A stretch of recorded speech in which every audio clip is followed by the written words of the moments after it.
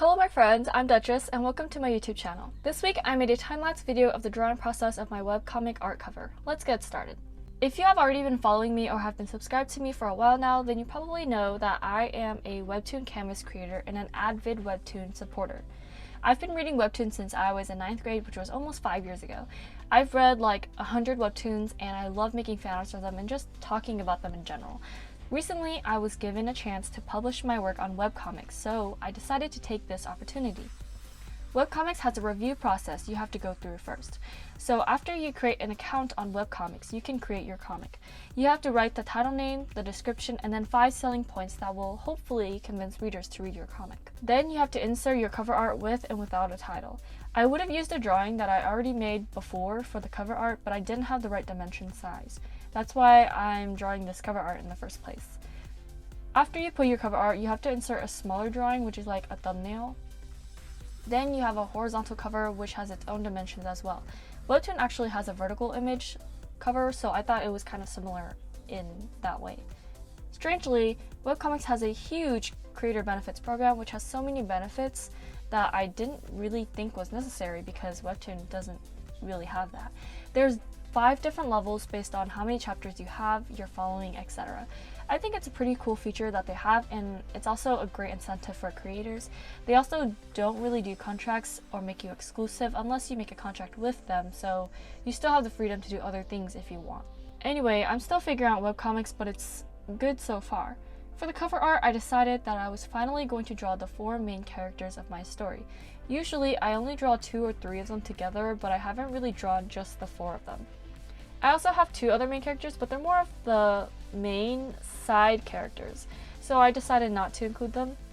Plus, there's too many people to put on this tiny cover, and it's just a lot of work.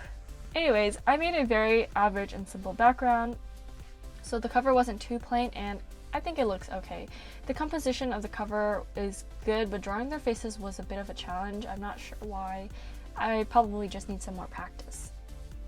One thing I've noticed recently is that I don't know what dimensions to use. Instagram is widely known for their poor image quality and terrible cropping, so I always use the Instagram dimensions so nothing ever gets cropped.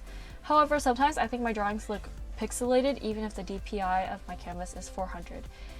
I think I'm just going to increase the size of my canvas and forget Instagram dimensions. The coloring part of this cover took me quite a while. I wanted the colors to all look good together and be appealing because I want readers to notice my comic, of course. Unfortunately, Ciel, Hayden, and Magnolia, the redhead, the brunette, and the blonde, look great with their colors, and Blake got stuck with the green. Don't get me wrong, I love green and it's been my favorite color since like 4th grade, but honestly, green is kind of a default color for most things. Like, you will select the best color for the main person or for your favorite person, and then the last person gets whatever is left. And that is green. I did Blake wrong, but I will make it up to him someday.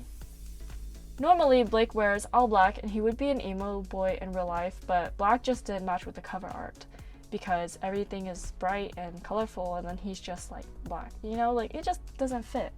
But he will not be wearing this outfit ever in my story, just so you know.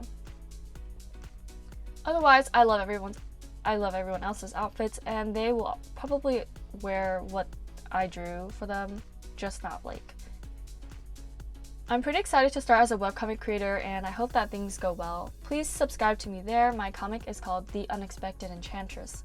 I would give you guys the link, but they don't seem to have one that is secure, but the Webtoon link is, and it's in the description below. For real though, I tried sending the webcomic link to a friend through messages and then clicked on it myself to make sure that it like actually navigates you to the right page. And I was sent to my webcomic, which was great, but there was suddenly an error and my iPad warned me saying the site is not secure, you know, because I feel like Apple devices usually warn you if you set it up that way.